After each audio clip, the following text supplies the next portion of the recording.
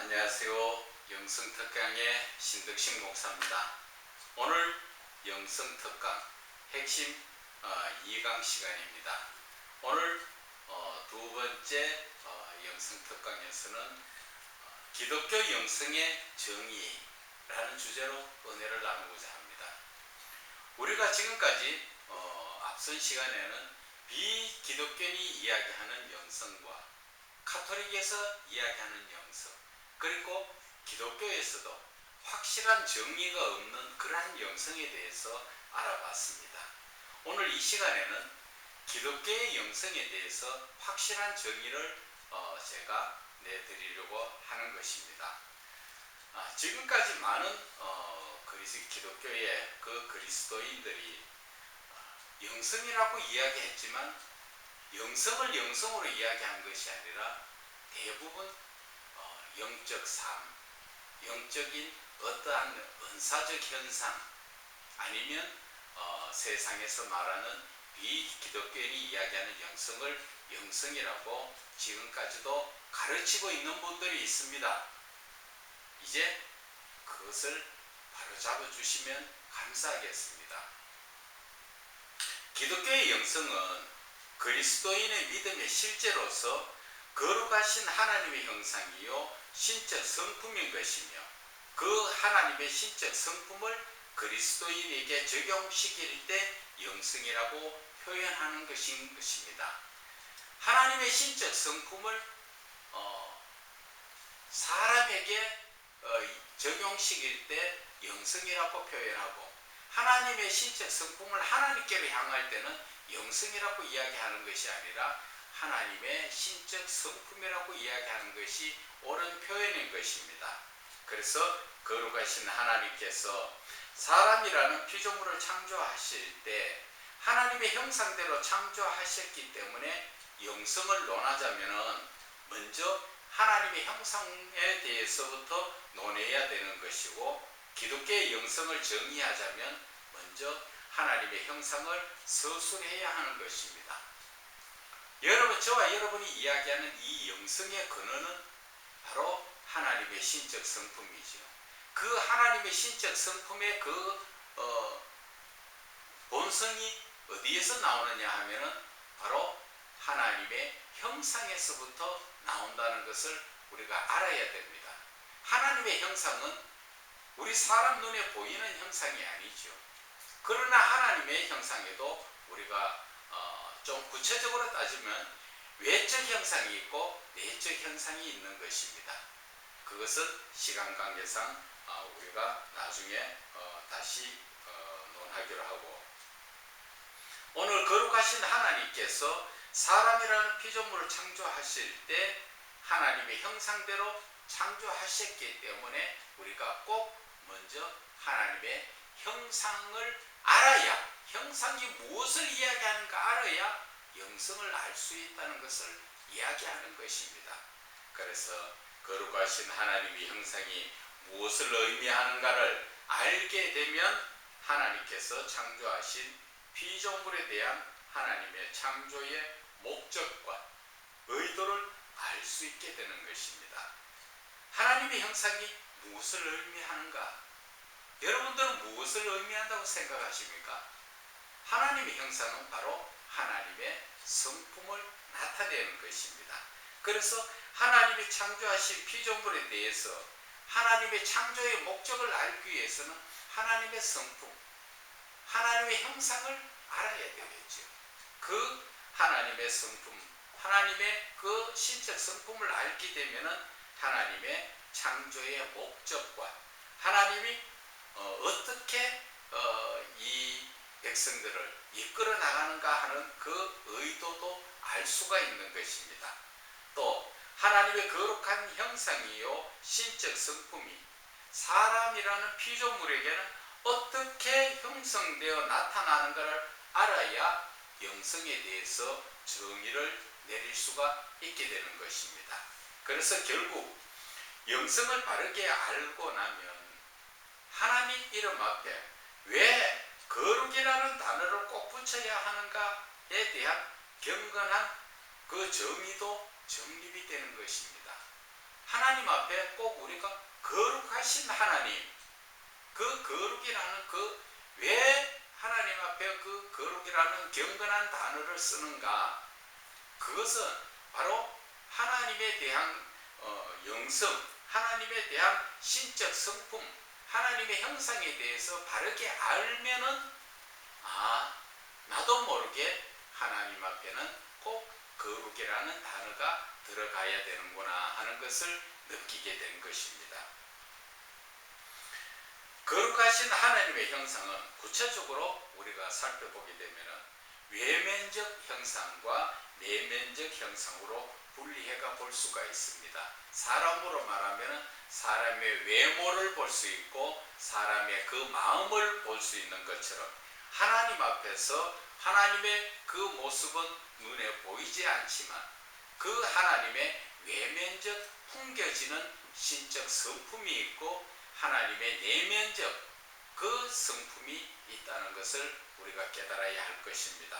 그러나 그것을 지금 다 서술하지는 못하니까 하나님의 내면적 형상으로만 우리가 이야기를 하면서 그 의미를 서술하고자 하는 것입니다. 그래서 하나님이 가라사대 우리의 형상을 따라 우리의 모양대로 우리가 사람을 만들고 하는 것이 창세기 1장 26절 이하에 쭉 나오죠. 거기에서 하나님께서 사람을 만들 때, 창조하실 때 하나님의 형상, 하나님의 모습대로 창조하셨다. 그래서 우리가 내 모습을 보면 하나님께서도 우리와 비슷하지 않겠느냐, 그러한 추측을 해볼 수가 있겠죠. 그리고 영적인 눈을 뜬 사람들은 스데반 집사 같은 경우에도 하늘이 열리고 하나님 그 우편에 서신 예수님도 볼 수 있는 것처럼 볼 수가 있겠죠.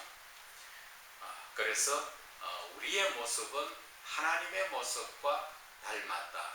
그리고 하나님의 내면적 그 성품도 사람의 우리의 마음속에 형성되어 있는 성품과 같은 성품이다 하는 것을 알 수가 있습니다. 그래서 여호와 하나님께서 흙으로 사람을 지으시고 그 생기를 그 코에 불어 넣으시니 사람이 생명이 된지라. 창세기 2장 7절의 말씀이죠. 이 말씀을 드리는 것은 하나님께서 사람을 지으시고 그 코에 생기를 부어 넣어 주실 때 이미 우리의 마음속에 우리의 영혼에는 하나님의 성품이 같이 형성되었다, 그 말씀을 드리기 위한 것이었어요. 하나님의 형상, 하나님의 성품이 우리가 어떻게 이 세상을 살다가 이제 만들어지는 게 아니라는 것을 말씀을 드리는 거예요. 이미 하나님께서 사람을 지으셨을 때, 코에 생기를 부어 넣어 주실 때 사람으로서 갖추어야 될 모든 성품을 주셨다는 것을 말씀을 드리는 겁니다. 그래서 거룩하신 하나님께서 흙으로 사람을 창조하실 때 그 코에 불어 넣어 주신 생기는 생명인 영으로서 사람의 내면에 영과 함께 형성된 성품으로 거룩하신 하나님의 내면적 형상이요 신적 성품이라는 것을 말씀을 드리는 것입니다. 하나님의 형상이 어떻게 우리의 성품이 되는가? 그것은 갈라디아서 4장 19절에 나오지요. 너희 속에 그리스도의 형상이 이루기까지. 사도 바울이 그렇게 이야기했습니다. 우리의 속에, 내 속에 그리스도의 형상이, 내 속에 그리스도의 그 성품이 이루어지기까지 그는 눈물을 흘리며 기도한다고 이야기했습니다. 그것처럼 하나님의 성품이 이미 우리는 아담 하와로부터 지음을 받았을 때 이미 다 받았던 것을 세상 죄악으로 말미암아서 하나님의 거룩하신 신적 성품이 변질되어서 어떻게 보면 사람의 탈은 쓰고 있지만 사단의 성품을 닮아가 있다고 볼 수가 있지요. 지금 여러 모습들을 한번 봐보세요. 인간이기를 거부하는 그러한 모습들이 너무나 많지 않습니까? 보면 자식을 학대하고 부모를 죽이고 뭐 길거리 가다가 사람을 폭행을 하고 아무 이유 없이 별의별 인간이기를 거부하는 그런 모습이 안 나타납니까? 누구 닮았는 것 같습니까? 그것은 전부 마귀를 닮았죠. 사단을 닮았는 것 같아요. 그렇다고 그렇게 안 느껴지십니까? 저만 그렇게 느낍니까? 저만 그렇게 느꼈다면 죄송합니다. 그런데 하나님께서는 하나님의 성품을 저와 여러분에게 주셨다는 것입니다. 그 성품이 세상 죄악의 성품, 사단의 성품으로 바뀌어지고 있는 것이 안타까워서 사도 바울은 너희 속에 그리스도의 형상이 이루기까지 그는 우리를 위해서 힘쓰고 기도하며 나간다는 것을 말씀하신 거지요. 그래서 이 말씀에 보면은 내면적 형상이 신적 성품이라는 것의 증거는 사도 바울이 전한 너희 속의 형상, 우리 속의 형상, 우리 속의 형상이 누구의 형상이요? 그리스도의 형상. 그리스도의 모습이 내 마음속의 모습으로 남아있는 것이 아니라 그 성품이 회복되는 것을 이야기하지요. 그래서 사람의 외적 형상을 말하는 것이 아니라 속에 사람의 속인 내면에 형성된 하나님의 내적 형상인 신적 성품인 것으로서 예수 그리스도를 말미암아 신적 성품이 회복되는 것을 말하는 것으로서 형상은 성품을 가리킨다는 것에 대한 성경 말씀이 증언하고 있다는 것입니다. 모든 것이 정의를 내리려면 확실한 근거가 있어야 되죠. 그래서 저는 이 영성에 대한 확실한 정의를 내리기 위해서 성경의 말씀으로 여러분들에게 지금 나타내고 있는 것입니다. 그래서 사람의 내면에 형성된 신적 성품인 영성이 회복된다는 것은 사람이 창조될 때에 이미 하나님으로부터 받은 거룩한 신적 성품이 죄가 들어옴으로써 거룩성이 사람의 죄성으로 변질된 것이며 그 변질된 성품을 예수 그리스도로 말미암아 회복되는 것을 우리가 이야기하는 것입니다. 그래서 사도 바울은 너희 속에 그리스도의 형상이 이루기까지 하는 말씀을 썼는 것은 바로 너희 속에 그 하나님의 신적 성품이 회복되기까지 그 이야기인 것입니다. 한 번 더 말씀드리지만 영성은 어떻게 내가 노력한다고 해서 없던 영성이 생기는 거 아니에요.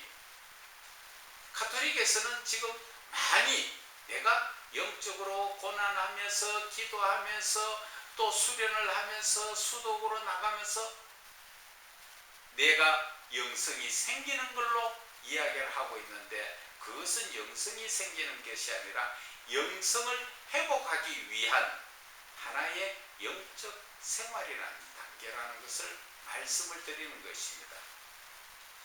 기독교에서도 우리의 영성을 회복하기 위해서는 무수히 신앙적으로 영적 깊이 들어가서 하나님과 교제하기를 부탁을 드립니다.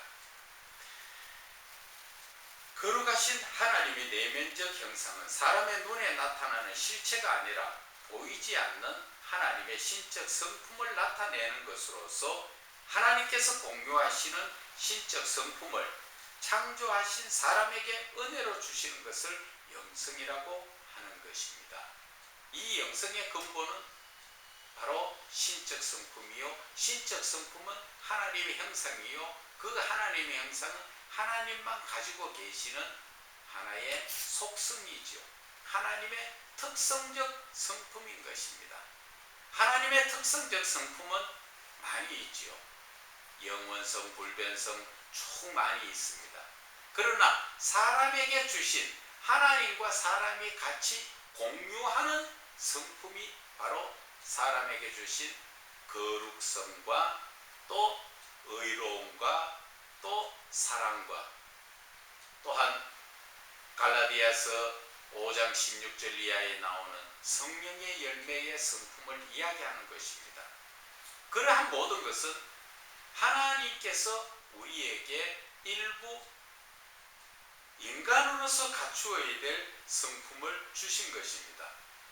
그래서 하나님의 성품은 하나님만 가지고 계시는 고유의 성품이 있고 우리와 같이 나누어서 나누어 주신 그 공유의 성품이 있다는 것을 알아야 하는 것입니다.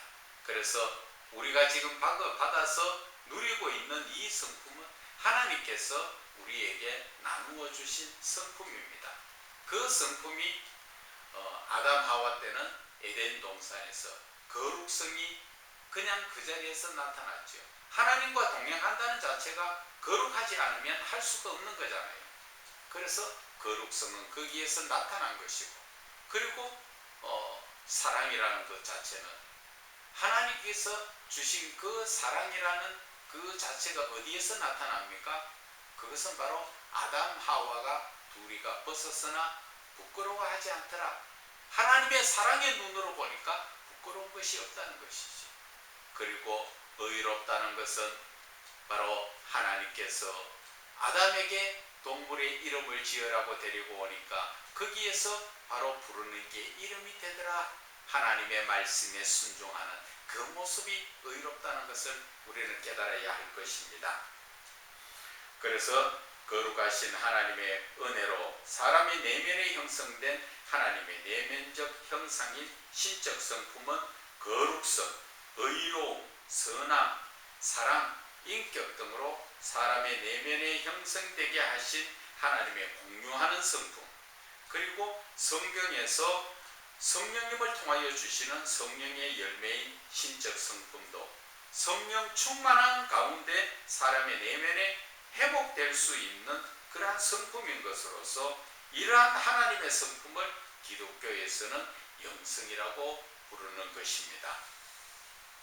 그래서 거룩하신 하나님께서 사람에게 은혜를 주신 신적 성품 중에 다 서술하지는 못하지만 일부에 대해서 논하자면 거룩성, 그 거룩성은 원래 하나님의 성품인 것으로 하나님께서 사람을 창조하실 때 생기요 영이요 생명을 주실 때 거룩성이라는 하나님의 내면적 형상인 신적 성품을 일부 사람에게 나누어 주신 것인데, 그 성품에 대한 증언은 사람이 죄가 들어오기 전까지는 거룩하여서 하나님과 에덴 동산에서 창세기 2장 4절 이하에 그 함께 하셨다는 것이 성경의 증언이 되는 것입니다. 그래서 하나님께서는 거룩하신데 함께하는 사람이 범죄로 인하여 거룩하지 못하다면 하나님은 거룩하지 않은 사람과는 함께 하시지 않는다는 것을 우리는 깨달아야 하고, 그 증언으로서 에덴 동산 3장 창세기 3장 23절 24절에 보면 사람이 범죄로 인하여 거룩성이 죄성으로 변질됨으로 인하여서 하나님은, 거룩하신 하나님은 범죄한 사람과 함께 하시지 않고 쫓아낸 것을 기억하면 성경이 증언이 된다는 것입니다. 그래서 현실에서 사람이 범죄로 인하여 거룩하지 못하다면 이 현실에서도 하나님이 함께 하시지 않는다는 것을 우리는 기억해야 하는 것입니다. 그리고 거룩하신 하나님은 사랑이시므로 죄인의 구원을 위하여 예수 그리스도 그 자신을 십자가에 희생시키신 하나님의 절대적 사랑의 성품이라는 것을 우리는 깨달아야 됩니다. 그래서 요한일서 4장 7절을 보면 하나님은 곧 사랑이시다. 그것은 바로 하나님의 성품을 이야기하는 것이죠. 그리고 하나님께서 사람에게도 뭐라 하셨습니까? 너희는 서로 사랑하라. 왜? 사람도 사람이기 때문에. 하나님 주신 그 성품으로 살아가야 되기 때문에 하나님께서는 그런 말씀을 하신 것입니다. 창세기 우리가 2장 25절에 아담과 그 안에 두 사람이 벌거벗었으나 부끄러워하지 아니하더라. 이 말씀은 사람은 모든 허물을 듣는다는 말씀과 같이 영성인 사랑의 시선으로 보면 부끄러운 모습이 보이지 않는다는 것입니다. 이 시대에도 마찬가지지 않습니까? 만약에 내 자식이 부끄러운 짓을 했지만 남이 볼 때는 아유 저 부끄러운 일 이렇게 생각할지 모르지만 내가 사랑하는 내 자식으로 보면 그것이 부끄럽게 보지 않았죠. 그것은 왜 그래요? 사랑은 허다한 허물을 듣기 때문에. 그래서 우리가 사랑의 시선으로 하나님이 주신 그 사랑으로 상대편을 바라보고 상대편과 교류해 나간다면 우리는 하나님 사랑 안에 있다고 볼 수가 있는 것입니다.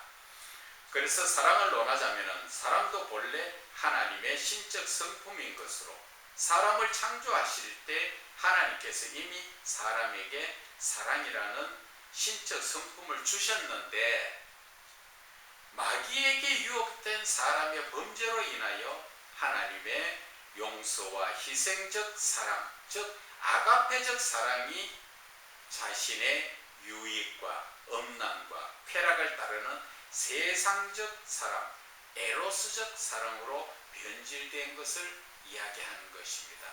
그래서 우리가 예수를 바르게 믿음으로써 이제 사랑이 없던 하나님의 사랑이 생기는 것이 아니라 원래 받았던 하나님의 사랑이 회복되는 것입니다.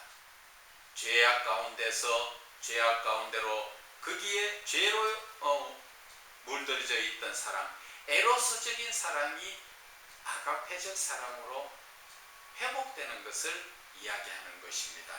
그래서 하나님께서 사람에게 주신 신앙적 인격은 하나님을 믿어도 되고 안 믿어도 되는 그런 세상의 사탄적 인격이 아니라 거룩하신 하나님을 절대로 믿음으로 말미암아 사랑 가운데로 인도하는 신앙적 인격인 것입니다.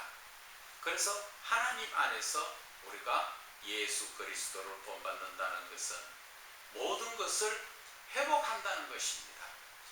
이 회복하는 모든 것이 무엇이라고 생각하십니까? 모습을 회복하는 것이 아니라 나의 내면적 하나님의 성품을 회복하는 것입니다. 하나님의 성품을 회복하고 하나님을 만나기 위해서 하나님께서 주신 신앙적 인격을 우리는 회복해야 된다는 것입니다. 사람과 사람 관계에서는 그냥 인간 대 인간적인 인격을 이야기합니다. 그러나 하나님과 사람과의 관계에서는 그냥 사람의 인격으로 하나님을 만날 수가 없습니다. 그것은 신앙이라는 것이 꼭 들어가야 하나님과 나와의 만남과 교제가 이루어진다는 것을 말씀을 드리는 거예요. 그래서 사람이 그 신앙적 인격을 회복시켜야만 하나님을 만날 수 있는 품격을 갖춘다는 것입니다. 사람도 좀 더 나은 사람들과 만날 때는 인격을 이야기하죠. 인격이 갖춰졌냐 안 갖춰졌나 이야기하죠. 하나님을 만날 때도 사람이 그리스도인으로서 신앙적인 인격이 갖추어져가 있느냐 아니냐 하는 것입니다. 세상적 이 탐욕 속에 들어있는 그러한 인격 가지고는 우리가 하나님을 만날 수가 없는 것입니다. 그래서 하나님께서는 우리에게 주신 것이 신앙적 인격인데 그것을 하나님께서는 하나님의 신적 성품, 영성을 회복하듯이 우리가 그 신앙적 인격을 회복해야 되는 것입니다. 그래서 거룩하신 하나님께서는 사람을 창조하시며 자신의 내면적 형상인 신적 성품까지도 일부 나누어 주신 것을 기독교에서는 영성이라고 정의를 하는 것입니다. 그것을 다시 한번 정의를 하자면 거룩하신 하나님의 보이지 않는 내면의 형상을 하나님의 신적 성품으로 정의를 합니다. 그리고 피조물인 사람에게는 하나님의 신적 성품을 기독교에서 영성이라고 정의하는 것이 옳은 것입니다. 그것을 여러분들이 다시 쉽게 이해가 되도록 설명을 드리자면, 한 비유를 한다면, 사람이 태어날 때 그 부모의 성품을 타고나죠. 내가 내 부모를 두고 다른 아저씨의 성품을 타고나는 거 아니잖아요. 부모의 성품을 타고나듯이 우리 사람도 창조 때 하나님의 성품을 타고난 것이 당연하지 않습니까? 그래서 우리는 이미 내 자신이 창조받았을 때 하나님의 거룩하신 신적 성품이 나에게 와 있다. 그것을 사람에게 말할 때는 영성이 있다, 영성이다, 영성을 그것이 바로 신적 성품의 영성이다, 그렇게 이야기하는 것입니다. 그 영성을 우리는 이 세상에서 죄악으로 인하여 변질된 것을 회복해야 되는 것이 영성 회복이다, 그렇게 말씀을 드릴 수가 있는 것입니다. 그래서 기독교에서 그리스도인이 부르는 영성이라는 말은 하나님께서 사람에게 주신 거룩성, 사랑, 신앙적 인격, 성령의 열매, 그것을 바로 하나님의 신적 성품을 표현한 것이요, 사람에게는 영성이라고 정의를 하는 것입니다.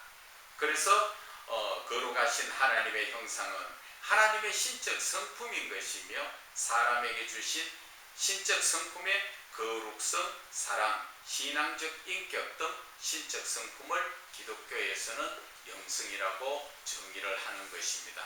이제 정의가 되셨습니까? 다시 한번 말씀드리면, 영성이라는 것은 하나님의 형상이요, 하나님의 형상이 바로 하나님의 신적 성품입니다. 하나님의 신적 성품을 하나님께서 우리를 지으실 때 이미 주셨다는 것.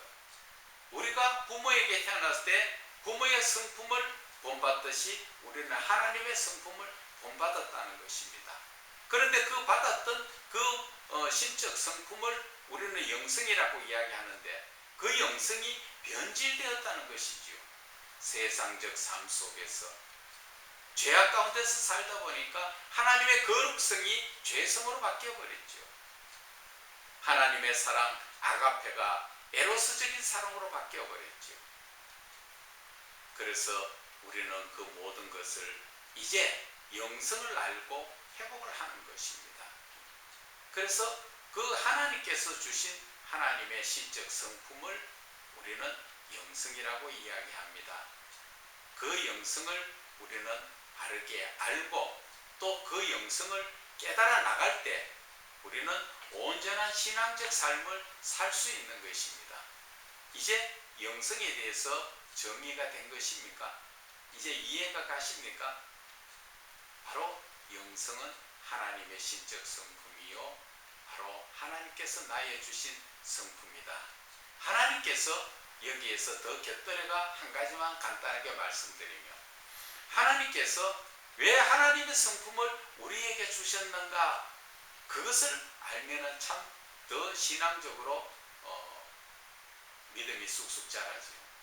하나님께서 하나님의 성품을 사람에게 주신 것은 바로 하나님께서 함께 하시자 하는 그러한 의미인 것입니다.